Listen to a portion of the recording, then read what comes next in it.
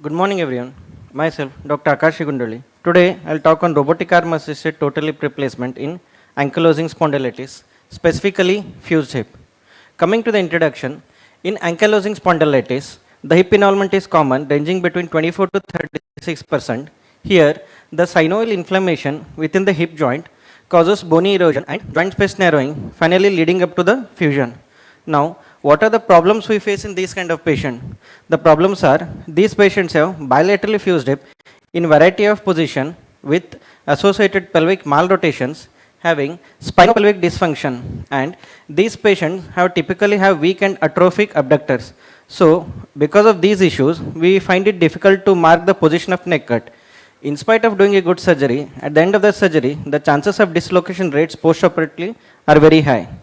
So, what we need to understand here is the normal spinopelvic relationship. In healthy individuals, the lumbar spine is flexible in the sagittal plane.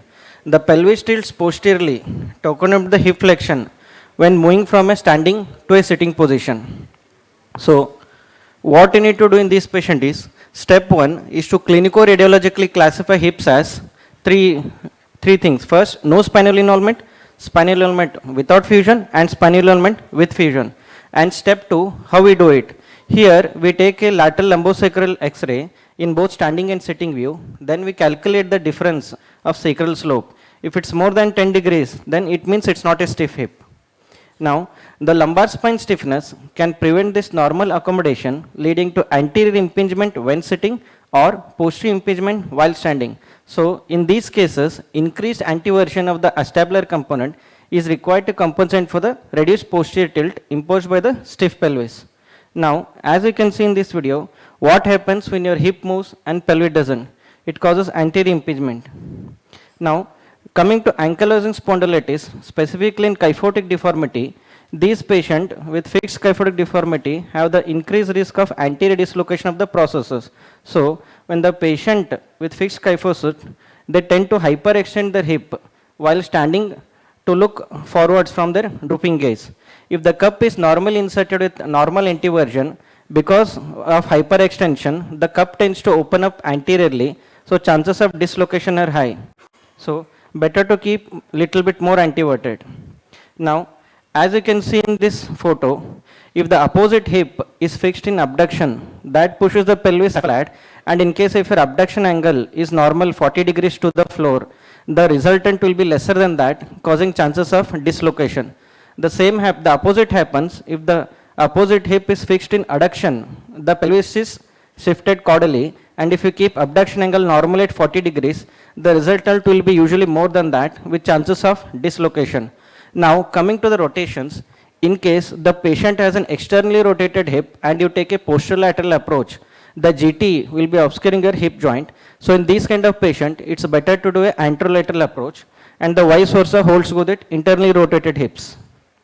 Now, this image is these are the problems we face in conventional total hip replacement in ankylosed hip versus the ease we have with robotics. I would like to highlight only one point, that is, always as a plan B, keep long distal fitting stems because there are chances of calcar fracture while taking a neck cut. In case that happens, the proximal fitting stems are of no use. All these difficulties should be anticipated. Let's see how we do it. Let me introduce to you robotic arm assisted technology. This is a general workflow. Now, coming to the case number 1, he is a 35-year-old gentleman with bilaterally fused hip, having kyphotic spine and fused cervical spine. This is his lateral view. Now, I'll only going to highlight the preoperative planning of the acetabulum. For coming to first thing, the size of acetabular cup can be chosen by measuring the head length and or widest part of the acetabulum and add 4 millimeter. Usually the acetabulum lies within that. And the medialization depth, we can go till minimum of 2 millimeter bone is left medially. So after planning, the next step what you call as registration. What do you mean by registration? Registration is actually intraoperatively registering the true anatomy of the patient with the preoperatively loaded CT scan. Here the registration is en bloc, means hip is not dislocated. We register taking points on the ilium, neck and ischium, nearly 35 points, and at the end it finally finds out the center of rotation. After registering, to confirm a registration, we use 6 verification point. Those are nothing but these blue bubbles. And at the end, keep the hybrid probe or anterior superior iliac spine to know the position of pelvis in three-dimensional space. Next is neck cut. How do we take a neck cut? It is by using a digital ruler. Take the hybrid probe, keep it on the lesser trochanter, start moving upwards. When it turns green, mark it with a cautery. Same thing, keep it on GT, come down, mark with a cautery. Then keep it on the base of the head and mark with a cautery, come down, and you'll have 3 collinear point. Using these 3 collinear point, take the neck cut. Once the neck cut is taken, the next thing is reaming. Here, the reaming is called N block. What is N block? Here, using the robotic arm, which directs the depth and direction of the reaming, we N block ream the femoral head in situ true acetabulum to reach the true acetabulum. So, after reaching, using the robotic arm, what we do is cup impaction. So, once we do the cup impaction, to see our results, we choose a rim of the acetabulum, the cup, and using hybrid probe, we keep randomly 5 point. At the end, it gives our inclination and version. As you can see this, we are nearly as close as we planned. Finally, to measure the limb length discrepancy, what we do is we measure hip length and combined offset, both compared to the preoperative defective hip and also the opposite hip. As you can see, X-ray is really satisfactory. This patient, we even confirmed under PACS post-operatively, so look for abduction and anteversion. They are nearly bullseye.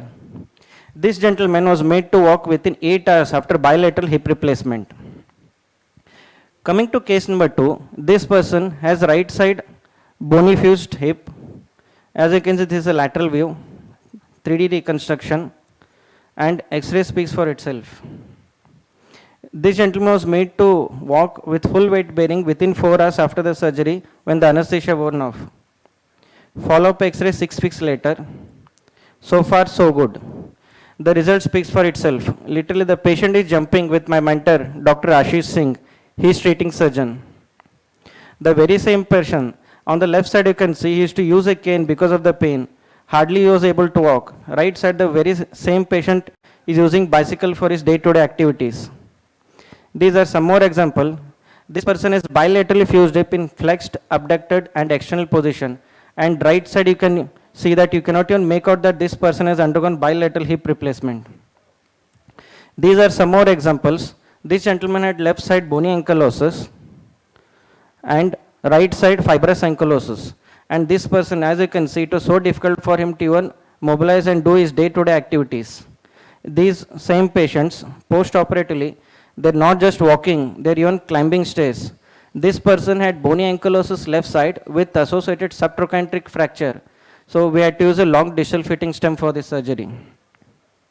Now, coming to the conclusion, with recent development of robotic arm assisted in total hip replacement, specifically in ankylosing hips, we have an advantage of enhanced three-dimensional preoperative planning, ending up in precise acetabular reaming and placing accurate component with real-time intraoperative verification. All this significantly simplifies our life in operating a patient with fused hip using robotic total hip replacement. Now, I'd like to take this opportunity to introduce to the largest case series of robotic arm assisted total hip replacement in ankylosing spondylitis published in Sicard Journal by our own hospital. These are my references. Thank you.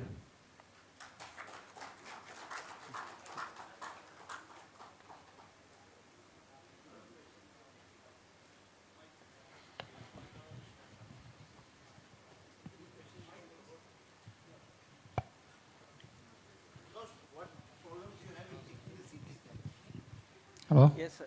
The limitations while taking CT scan, people with abducted and extrorotated hip, many times were not able to fit in the CT machine. So this was one of the problems associated with robotics because we need to have a preoperative CT scan. Akash, I have a question, a small question. What message you want to give to your upcoming juniors regarding these cases and how you define these cases as a most interesting case of a year for your career actually? And any message that you want to give to your junior and any precaution to avoid the more complications and all? Do you want to give any message or anything? Yes, I would like to say that initially in few years, better to have a senior to guide you in OTs. Don't jump into these kind of cases. Ashish sir makes it looks easy, but these things are actually difficult to do. In case if you end up in intraoperative fractures, like one patient we had, but Ashish sir had a backup of distal fitting stem. So we need to keep our inventory ready and always a senior to guide at least 1 or 2 years after your MS or this one. Also, I would like to, sorry to ask, also we need to make sure that we have either the MRI scans of the patient, which we have documented in our paper, or EMG NCV if MRI is not possible, because if your abductors atrophied or something muscle atrophy, there's no use of doing any total hip. Choosing the right patient is also important. Akash, Yeah, Yes, sir. the ankylosing spondylitis robotics, you were helping with the hip position, acquiring it. A spinopelvic deformity along with the all spine others joint deformity, how it robotics helps in determining the spinopelvic deformity in these cases. Is there any help of the robotic that Yes, sir. helps? So, main thing is to getting antiversion and inclination is a difficulty. But here, because of the at the end, patient tend to hyperextend and stand like this to avoid their drooping edge. Normally, they to look forward they do this. So, in these chances of dislocations are high. So, rather than eyeballing say 5 degree, 15 degree, robotic uses like 15, 20. So that is more accurate. That's what I feel, sir. Rather than eyeballing surgeries. Sir, I would also like to help him because he's a No student problem. and we have done the cases. Number one, we do LS spine, except pelvis lateral in sitting position, standing position. And then we calculate the spinopelvic dysfunction, categorize into three categories: stiff spine, normal spine, hypermobile spine. Stiff spine, if it is there, then we do on a VROM assessment. So actually we calculate the APP, anterior pelvic plane, sacral slope, and we calculate the rotations, pelvic malrotations. So when we are registering the patient, we all know that a patient has the propensity to move while we are operating. So we last point we take it on the ASIS so that that confirms the rotation. And accordingly, if the other hip is abducted or adducted, so position of the pelvis might differ. So these are all taken into considerations. Then a virtual ROM is done. So that's the answer. It's quite a surgical technique and the problems. And I just want to add something, sir. Actually, robotics help you to place the cup actually on the right position for these patients Which you according can. to whatever the pelvic spinal relationship. So we feed the data before all the whatever the sacral slope and everything. And that's only helping you to just place the cup at the right position and seeing the ROM that is not even impinging and not dislocating somehow. We have one question from Mr. Daniel Potter, sir. Akash, this is a fantastic and very interesting method to find the true socket. Thank you, sir. Where those of us who are not used to robots, we have to look for the transverse acetabular ligament as the main landmark Yes, sir. for Yes. finding where the socket should be. So in your method using the robot, can you ignore the transverse acetabular ligament entirely, or do you use this as a secondary eyeballing landmark? I will Sir- answer this question if you don't. Yes, yes. Sir, actually, this is the question which I asked Jonathan, sir, from America. So the Americans don't take the TAL, which Professor Beverland's rule is. So they say there is no target. And Vygotsky's papers are that there is no target. In fact, there is modification of Callaghan same zones. In these cases, it's difficult to find the TAL. But in most of the other complex cases, we find the pulvinar fatty pad and we are there. But one of the studies coming up, getting published, selected, it shows that when you are putting the cup according to the robotic calculation or whatever, it is almost parallel to the TAL. So we did a post-op CT of 140 patients to calculate what we planned, what we executed, and what we found post-op CT. So the Americans don't take the TAL. They believe on numbers, on all these things. But I've been trained under yourself and trained under Professor Beverland as well. I try to find the TAL, and according to his paper, 99% you find the TAL in a series of 1,000 cases. And yes, in Patna complex cases, TAL is found. So TAL is difficult in these cases. But somehow, at the end, you find something listening. Yes, it might be TAL. So it's not so important. No, sir. Yes. Yes. Thank you very much. Thank you, sir. Yes. Akash, great. I agree. Very Thank you, good sir. presentation. And I can see the benefits of using the Mako for these Yes. complex cases. But is there a cost factor involved in using the robot? I mean, I imagine it will be difficult to. Yes, cost factor for hospital it has to be. So like always an MP should be there, electricity backup and inventory slightly goes up, sir. But at the end of the day, if it becomes commonly available everywhere, so overall the benefit for the patient will be more, sir. But yes, currently till it becomes a common thing, the cost slightly hospital has to bear more, sir. So, are you expecting it to become cost neutral at some point? It has come down. So straightforward, are you charging extra for the robotics? No, at Anup Institute, from the day one, we have not been charging even a single penny extra for any robotic surgeries. Even robot is default, like you open a Microsoft and you find Microsoft Windows on it. So you are doing by both hips simultaneously in the single Yes, setting? the or- series, our publication speaks itself. 38 patients, all bilateral hips done, out of which 14 were fused, done single stage bilateral.